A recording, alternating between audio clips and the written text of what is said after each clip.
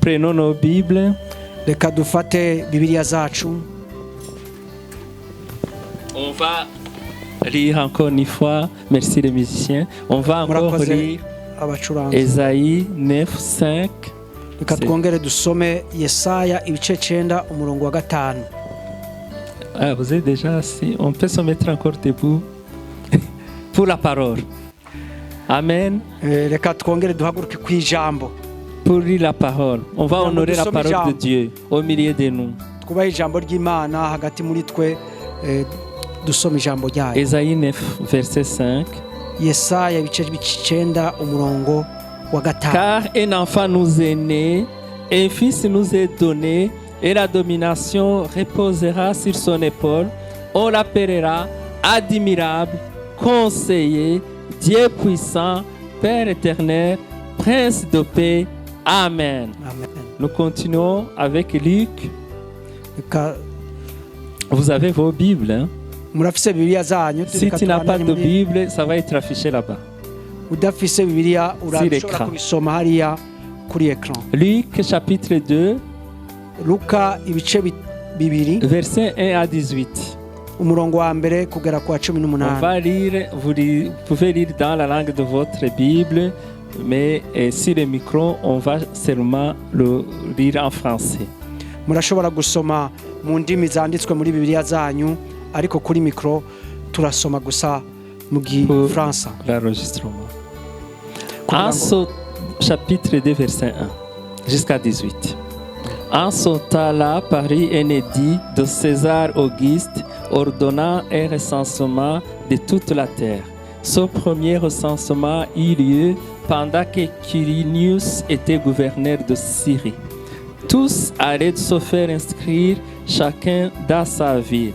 Joseph aussi monta de la Galilée, de la ville de Nazareth, pour se rendre en Judée, dans la ville de David, appelée Bethléem, parce qu'il était de la maison et de la famille de David, en fait de se faire inscrire avec Marie, sa fiancée, qui était enceinte. Pendant qu'ils étaient là, le temps où Marie devait accoucher arriva. Elle enfanta son fils premier-né. Elle l'amaillota et le coucha dans une crèche parce qu'il n'y avait pas de place pour eux dans l'hôtellerie. Verset 8. Il y avait dans cette même contrée des bergers qui passaient dans les champs les veilles de la nuit pour garder leurs troupeaux. Et voici un ange du Seigneur leur apparut. Et la gloire du Seigneur resplendit autour d'eux. Ils furent saisis d'une grande frayeur. Mais l'ange leur dit, ne craignez point, car je vous annonce une bonne nouvelle, qui sera pour tout le peuple le sujet d'une grande joie. C'est aujourd'hui, dans la ville de David, vous est né un sauveur, qui est le Christ, le Seigneur. Amen. Le verset 12. Et voici à quel signe vous le reconnaîtrez. Vous trouverez un enfant émailloté et couché dans une crèche. Et soudain, il se joignit à l'ange une multitude de l'armée céleste, loua Dieu en disant, gloire à Dieu dans les lieux très hauts et paix sur la terre parmi les hommes qui l'agréent. Lorsque les anges les eurent quittés pour retourner au ciel, les bergers se rendirent les uns aux autres, allons jusqu'à Bethléem et voyons ce qui est arrivé, ce que le Seigneur nous a fait connaître. Ils y allèrent en hâte et ils trouvèrent Marie et Joseph et le petit enfant couché dans la crèche. Après l'avoir vu, ils racontèrent ce qui leur avait été dit au sujet de ce petit enfant. Tous ceux qui les entendirent furent dans l'étonnement de ce que leur disaient les bergers. On acclame la parole de Dieu. On acclame la parole de Dieu. Alléluia. Alléluia. Vous pouvez prendre place dans la présence du Seigneur.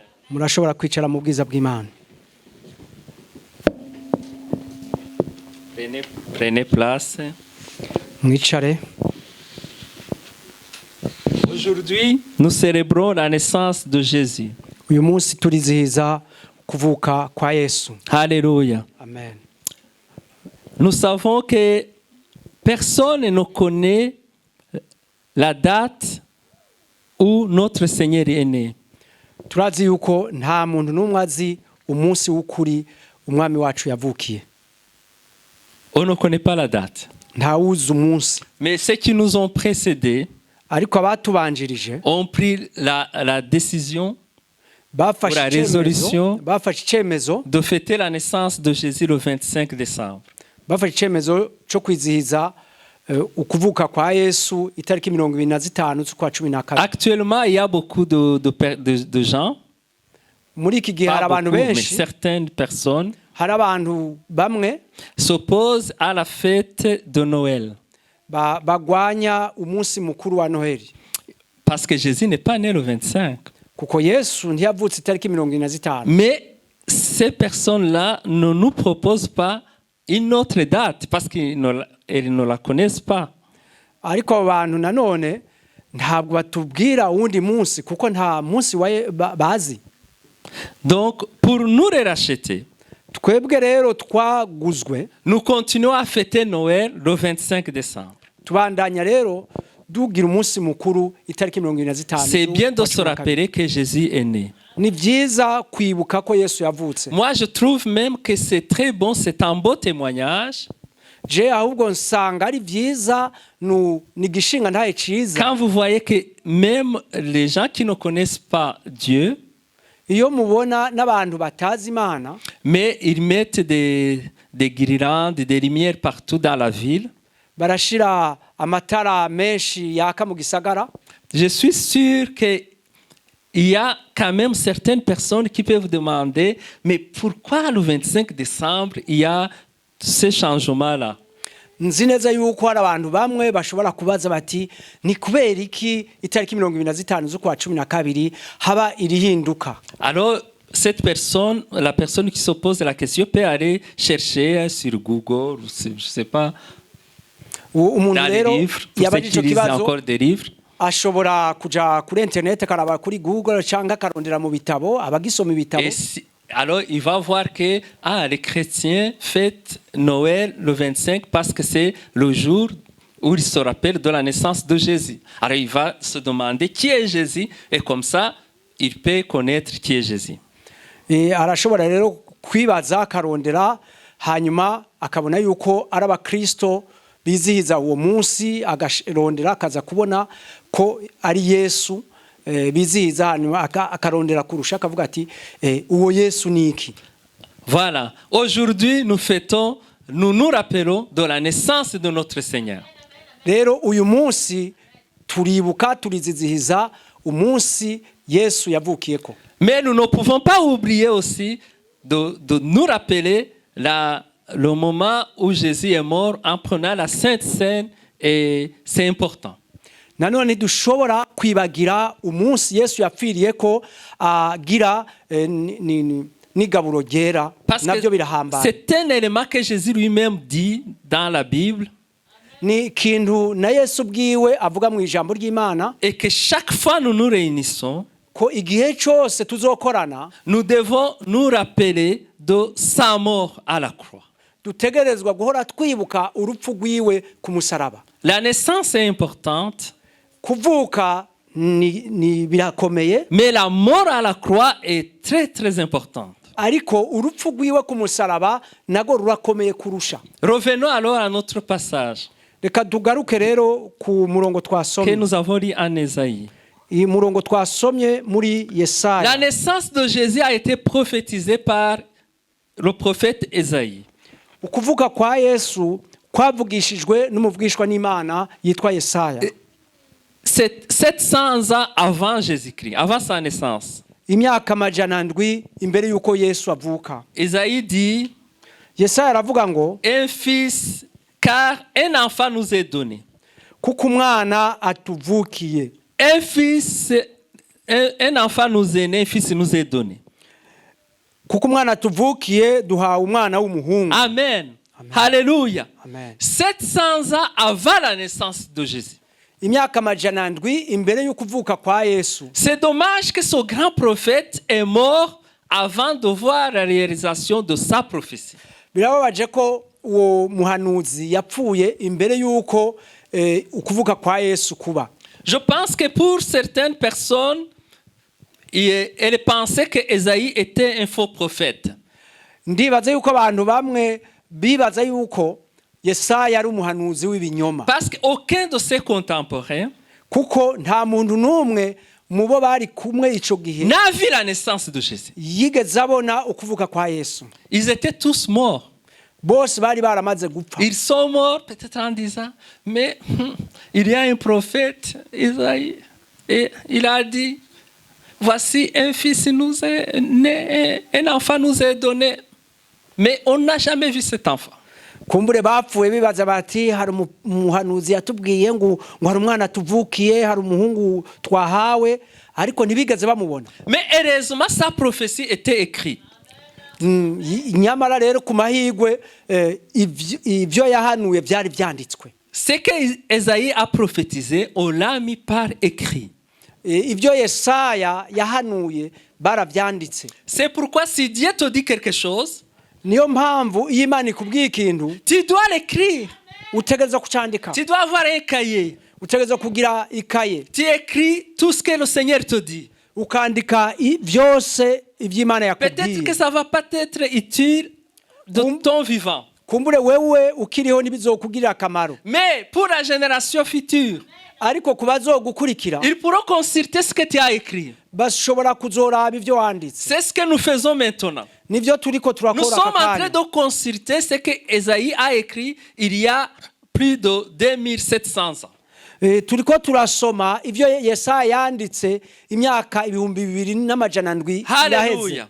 Il dit un enfant nous est né. Alléluia. aravuga ati umwana yatuvukiye, Un fils nous est donné. umwana w'umuhungu twamuhawe. C'est une bonne nouvelle. Ni inkuru nziza, Une bonne nouvelle, n'est-ce pas? ni inkuru nziza sivyo?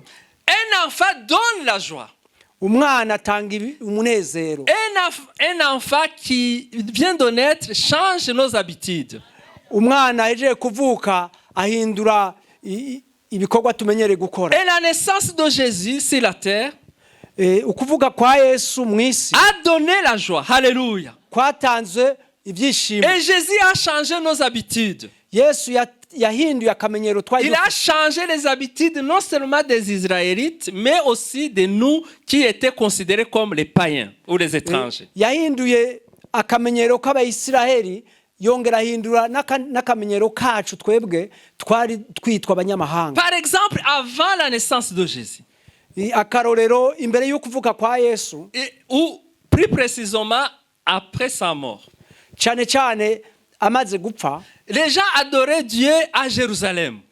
abantu bahimbaza Imana i Yerusalemu. Mais avec sa naissance, Ariko kubera kuvuka kwiwe, lui-même il dit, ubwiwe aravuga ngo l'heure vient.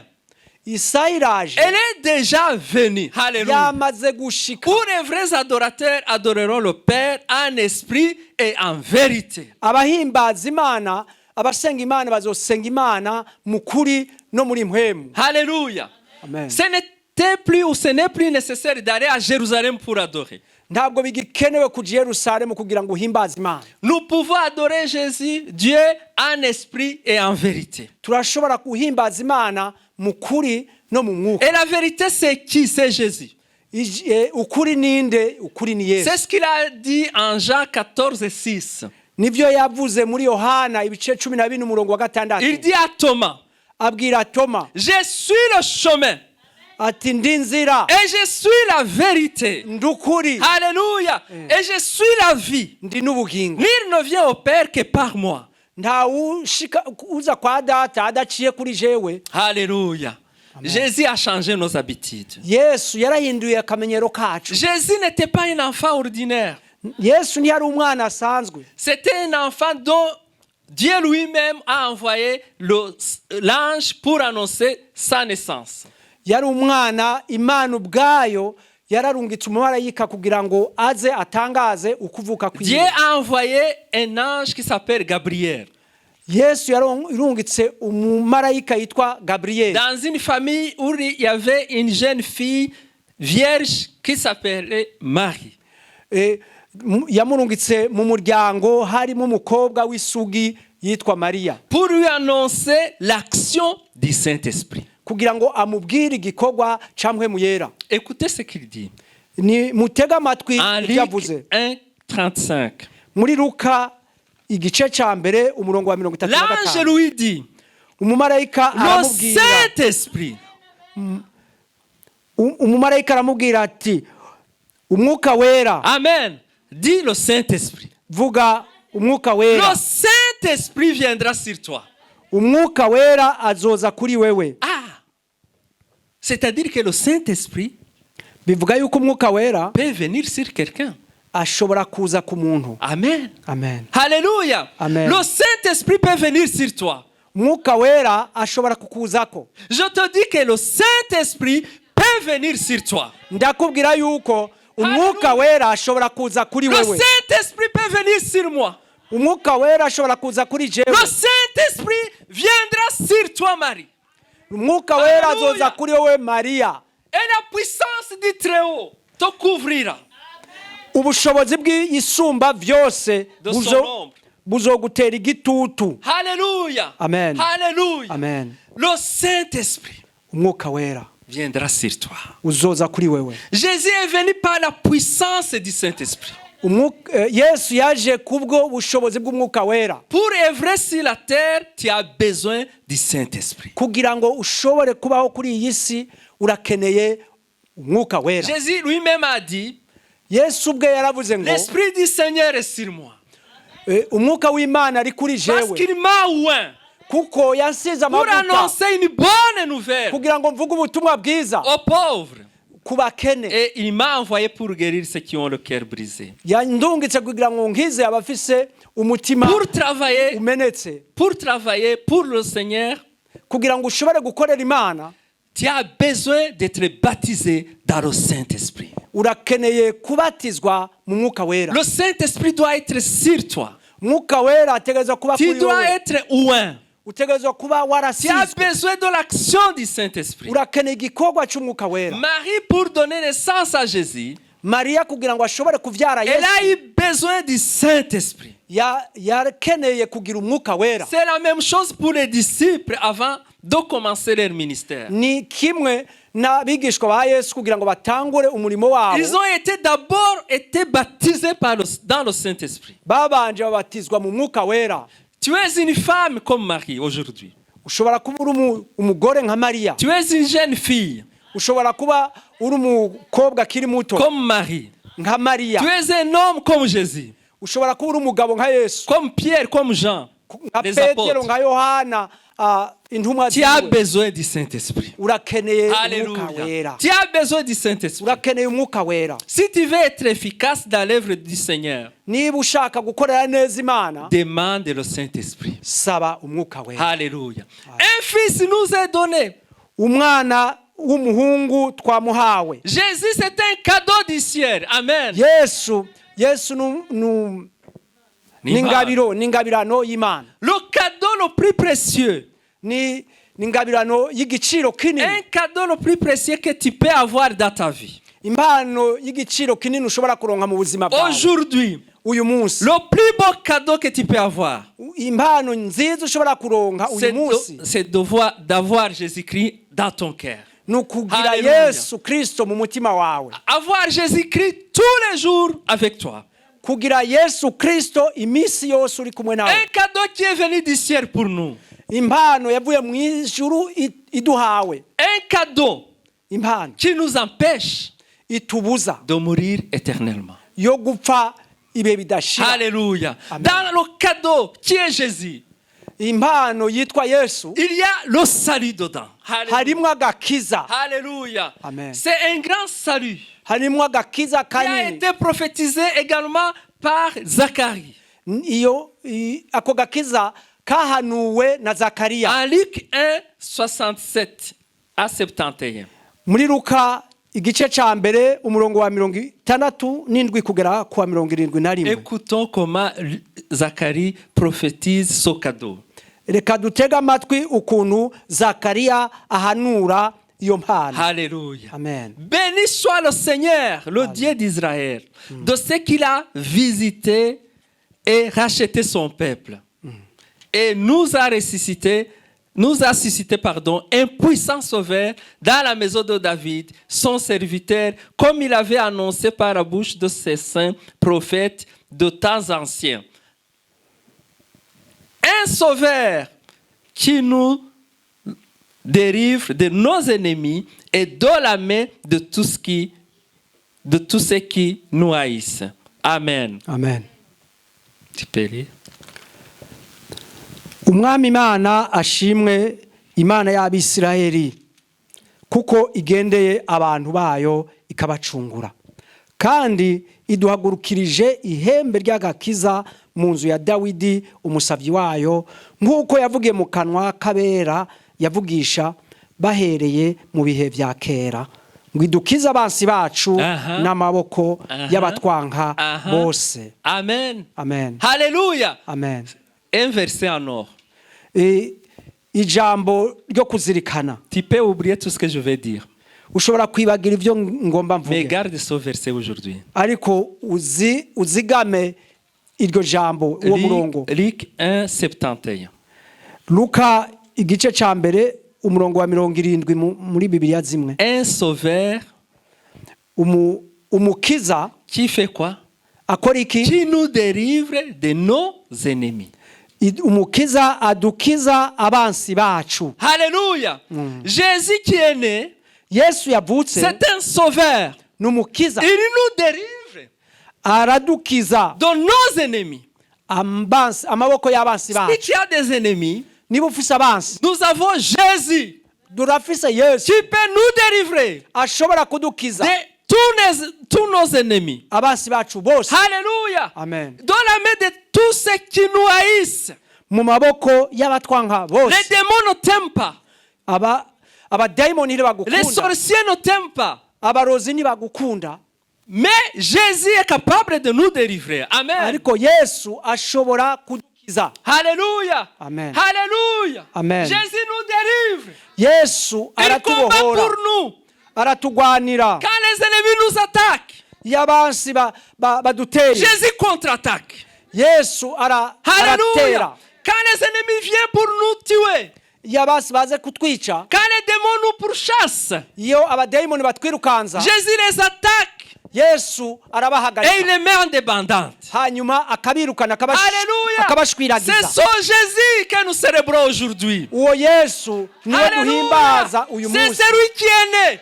Niwe yavutse. Il est né à Bethléem. Yavukiye i Betelehemu. Il est né à Bethléem Yavukiye i Betelehemu pour nous sauver kugira ngo adukize. de nos ennemis. Adukize abansi bacu. Tout ce qui nous fait mal, Ibitugirira nabi vyose Jésus nous sauve. Yesu aradukiza. Alléluia. Amen. Alléluia. On peut acclamer notre Seigneur. Turashobora gukomera amashi Imana umwami wacu.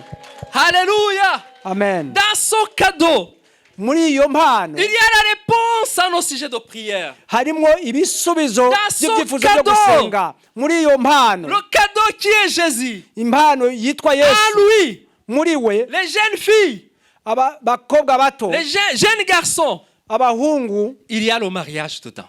harimwo Alléluia. harimwo kurongora. Dans le cadeau de Jésus, Mu mpano ya Yesu il y a le mariage. harimwo Alléluia. gushaka, Il y a le mariage. harimwo Il y a la gushaka, réussite des études. harimo gutsinda amashuri. Il suffit tout simplement de le demander.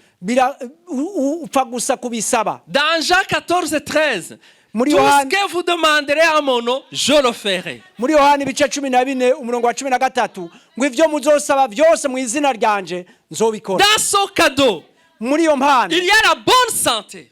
harimo ubuzima bwiza, harimo Dans amagara son meza. cadeau qui est Jésus, Muri iyo mpano il y yitwa a la Yesu, vie éternelle. harimo ubugingo budashira. Christ en nous, Kristo muri twebwe, l'espérance de la gloire. ivyizigiro Alléluia. vy'ubwiza. Alléluia. Amen. Voilà, c'est ce cadeau-là Ni iyo mpano qui est né à Bethléem. yavukiye i Betelehemu. Alléluia. Amen. Esaïe dit, Yesaya aravuga ngo la domination reposera sur son épaule.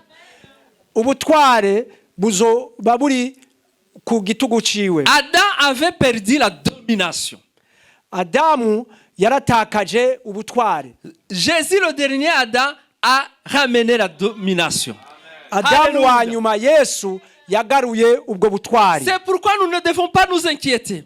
Niyo mpamvu tudashobora kwiganyira. Celui qui est en toi Uri muri wewe a toute la domination sur son épaule.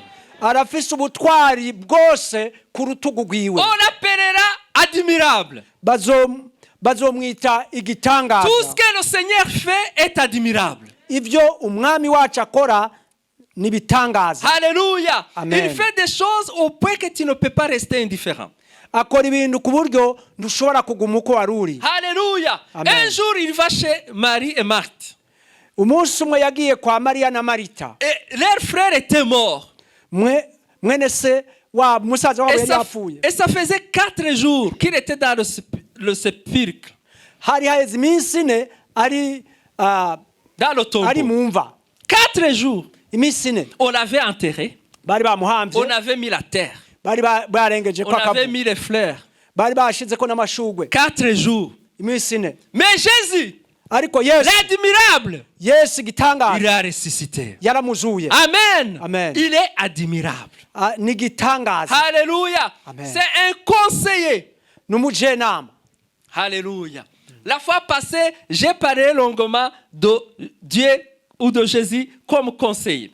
Ubushize narabivuze mu majambo arambuye ko Yesu ari umujenama. Je vous ai parlé comment le roi d'Israël et le roi de Juda et d'Édom étaient en difficulté contre l'attaque de Moab. Narababwiye ukuntu umwami w'Abayuda, umwami w'Abisirayeli n'umwami wa Edome bari bafise ibibazo n'umwami w'Abasiriya. Mais Dieu les a conseillés. Ariko Imana ibagira inama. Nous devons toujours chercher le conseil devant Jésus. Dutegeza rero guhora turondera inama kwa Yesu. Alléluia. Amen. C'est un conseiller par excellence. N'umujanama wa mbere. Jésus qui est né à Bethléem, Yesu yavukiye i Betelehemu. c'est un conseiller par excellence. N'umujenama Alléluia. w'igitangaza. Un jour, il va quelque part Umunsi umwe yagiye ahantu et il voit les gens abona Yohana et les autres disciples. n'abandi bigishwa biwe. Alors, ils ont dit, nous avons travaillé toute la nuit Baramubwira bati twakoze ijoro ryose sans rien prendre. nta na kimwe twigeze turonka. Ils pêchaient dans la mer. Bararoba. Et Jésus, il dit, avancez en pleine eau Hama Yesu arababwira ati mwinjire mwidamba et jetez les filets. hanyuma muterere insenga. Il les a conseillés. Yabagiriye inama Ils ont jeté les filets. hanyuma Le batera filet. insenga Et ils ont eu beaucoup de poissons. hanyuma baroba amafi Ils ont menshi rempli des bateaux. hanyuma buzuza amato abiri. Actuellement, nous avons le Saint-Esprit Muri iki gihe turafise umwuka qui wera nous conseille de différentes manières. atugira inama mu buryo bwinshi. Alors, Isaïe dit, Dieu puissant, Hanyuma rero Yesaya aravuga ati Imana ishobora byose. Jésus est Dieu. Imana Yesu ni Imana. Peut-être pour vous c'est facile, Kumbure kuri mwebwe biroroshe. mais il y a beaucoup de gens qui ne croient pas que Jésus est Dieu. Ariko hari abantu benshi batemera ko Yesu ari Imana. Mais dans Jean chapitre 1 verset 1, Muri Yohana igice ca mbere umurongo wa mbere la parole de Dieu dit que Jésus est la parole et la parole était avec Dieu et la parole était Dieu. haravuga ngo Yesu niwe jambo, ijambo ryari kumwe n'Imana kandi iryo jambo niyo ryari Imana. En Jean chapitre 20 verset 28, Muri Yohana ibice 20 umurongo wa 28 Thomas dit à Jésus, Toma arabwira Yesu mon ati Seigneur est mon Dieu. mwami wanje kandi Imana yanje. Mon Seigneur Mwami wanje est mon Dieu. kandi mwami Et wanje. Jésus n'a pas dit, ah, non, non, non, non, non. Non, non, non, non, Thomas, ne m'appelle pas Dieu. Je ne suis pas Dieu. Non, Jésus n'a pas dit parce qu'il sait qu'il est Dieu. Yesu rero ntabwo yabwiye Toma ngo yawe ntunyiteye Imana. Ntabwo yamubwiye kuko Yesu yari azi ko ubwiwe ari Imana. Donc, ce n'était pas un enfant ordinaire qui était né, c'était Dieu lui-même. Ntabwo ari umwana asanzwe yavutse, ni Imana ubwayo. Père éternel. Data uhoraho. Comme un père, nk'umupapa Jésus prend soin de nous. Yesu atwitaho. En plus, c'est un prince de paix. kandi ni umwami w'amahoro. Alléluia. Amen. C'est ça le Jésus qui était né. Nuwo Yesu yavutse. Alléluia. Amen. Nous allons voir, comme on a dit, comment il est né exactement. Nk'uko Pour terminer.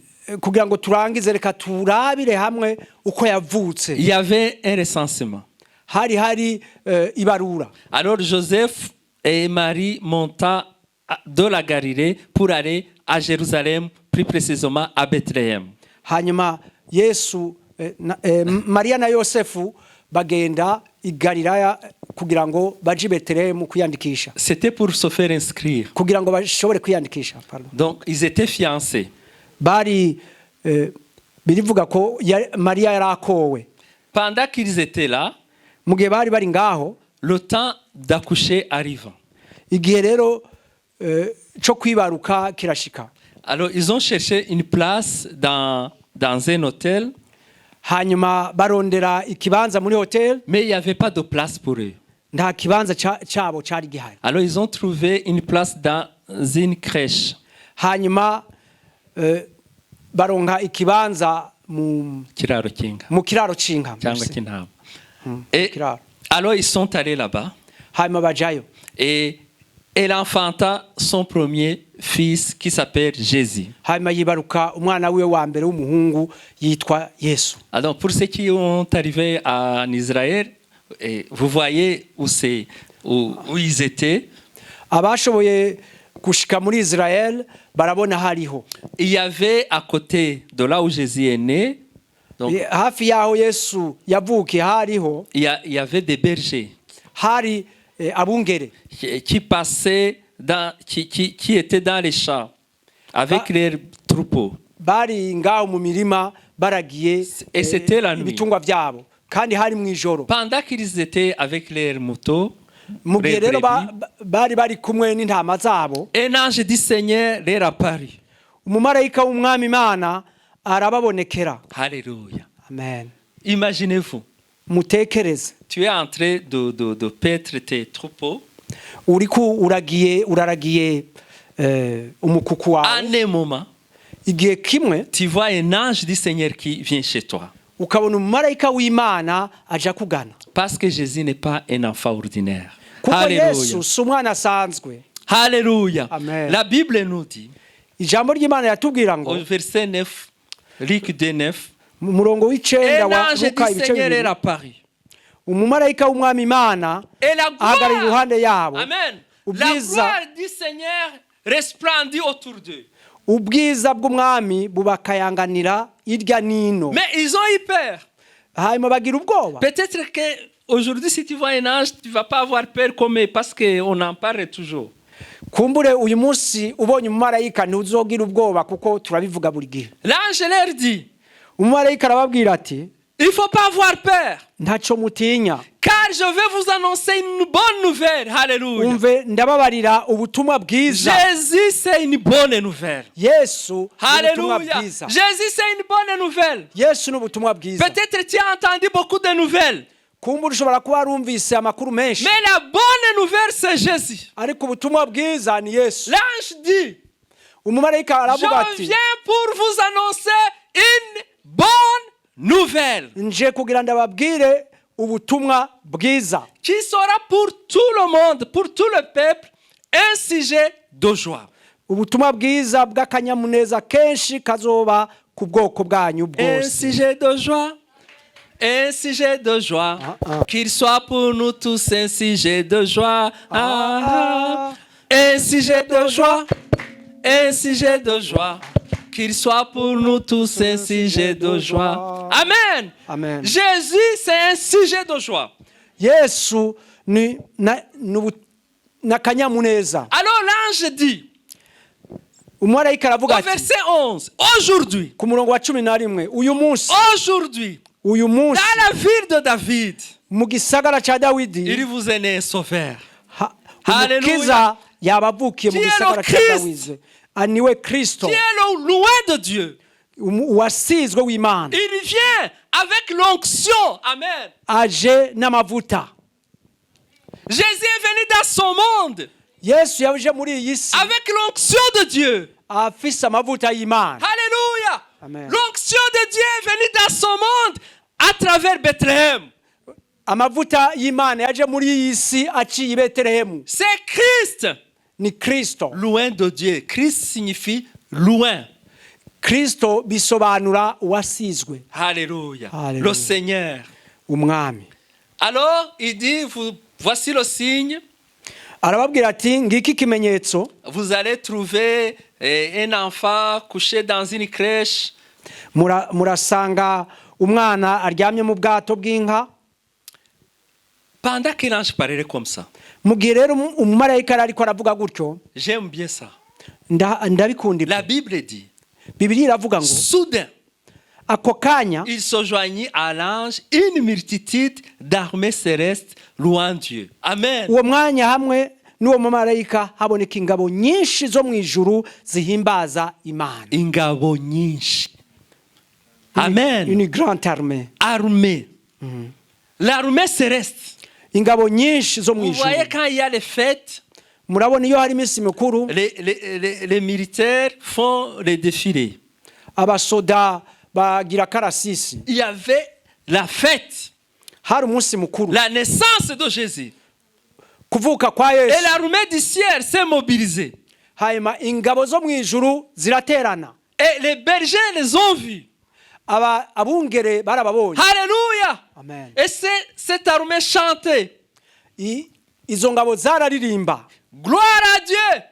Icubahiro k'ibicimana. Dans les lieux très hauts. Ahasumba ijuru. Et la paix sur la terre. No mwisi amahoro. Parmi les hommes Abe mu bantu qui l'agréent. inezererwa. Amen. Amen. Tu dois être agréé par Dieu ce matin. Muri iki gitondo utegerezwa kunezererwa Imana. Alors les anges sont partis. Hanyuma rero abamarayika baragenda. Et les bergers sont allés voir Jésus.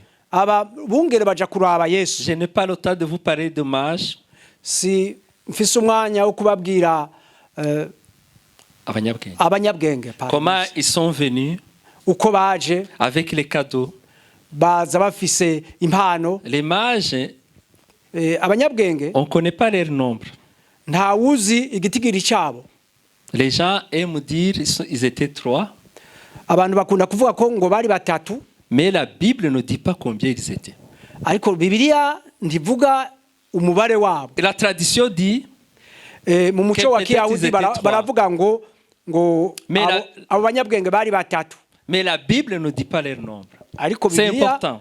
Bibiliya ntabwo ivuga umubare wabo. Ils ont amené les cadeaux Bazanye rero impano pour voir le Seigneur. kugira ngo Parce qu'ils avaient barabe vu Yesu. son étoile. Kuko bari babonye inyenyeri. Alléluia. Mais ce Jésus qui est né, Uwo Yesu yavutse, le petit enfant qui est né, uwo mwana muto yavutse, c'est lui qui est né à Bethléem. uwo mwana yavukiye i Betelehemu. Il était destiné à mourir Yari ategerezwa kuzopfa à la croix ku musaraba pour nous sauver, kugira ngo adukize, pour me sauver. kugira ngo ankize. C'était ça sa mission. Iyo nibwo bwari ubutumwa bwiwe. C'était bien de naître, Byari byiza kuvuka, mais sa destinée, ariko icyo yari agambiriye, son point important, final, ari icyanyuma gihambaye ciwe, c'était de mourir à la croix kwari kugira ngo azopfire ku musaraba pour nous sauver. kugira ngo adukize. Et il l'a fait. Yarabikoze kandi. Alléluia. Amen. Alléluia. Amen. Alors Jésus, Yesu rero c'est la bonne nouvelle. ni ubutumwa bwiza, La bonne nouvelle du salut. ubutumwa bwiza bw'agakiza. Si tu es ici aujourd'hui, Niba uri ngaha uyu munsi, tu veux que Jésus puisse agir abondamment en toi, ukaba ukeneye yuko Yesu akorera muri wewe cyane, que sa puissance puisse agir en toi, kugira ngo ubushobozi bwiwe bushobore kuba muri wewe, que Jésus puisse te conseiller chaque fois, kugira ngo Yesu ashobore kukugira inama igihe cyose, et que tu puisses être avec lui toujours. kugira ngo ushobore guhorana nawe igihe cyose. Si tu veux être comme ça, Niba ushaka kumera gutyo, lève-toi. haguruka Nous allons prier tugiye gusenga, pour que cela puisse se faire dans ta vie. kugira ngo ivyo bishobore kuba mu buzima Que bwawe, Jésus soit ton conseiller, kugira ngo Yesu abe umujanama qu'il soit wawe, admirable, kugira ngo abe au igitangaza, point que quand tu fais une chose, ku buryo ukoze ikintu les gens puissent voir que tu as un Jésus admirable en toi.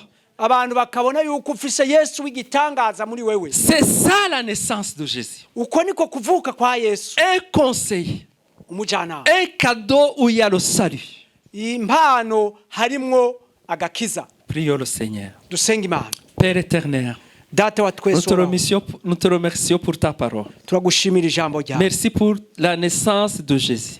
Turagushimiye kuvuka kwa Yesu. Ta parole dit, Ijambo ryawe tu as riratubwira ngo aimé le monde wakunze abo au mu point que isi tu as donné ton fils Jésus ku buryo watanze umwana wawe Yesu pour mourir à la croix, pour kugira sauver ngo l'humanité. apfire ku musaraba akize Seigneur, ab'isi ton bose. peuple s'est mis debout. Ubwoko bwawe bwahagurutse Data. Seigneur, ton peuple souhaite que tu sois admirable dans leur vie. Ubwoko bwawe bwifuza yuko uba igitangaza mu buzima bwawe. Que tu sois leur conseiller.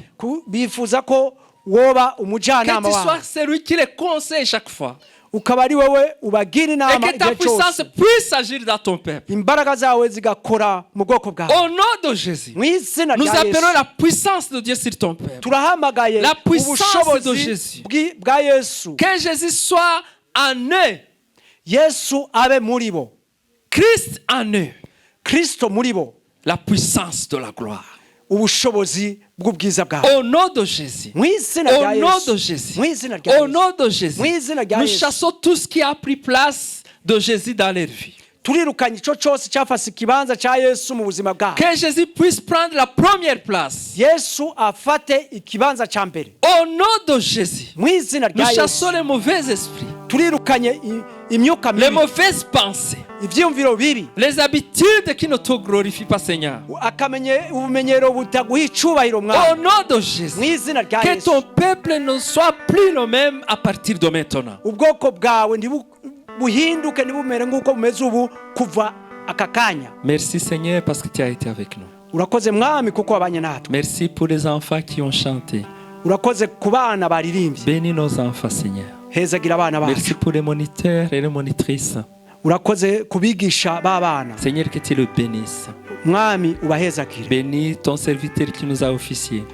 Uhezagire umukozi wawe yaturongoye. Bénis les interprètes.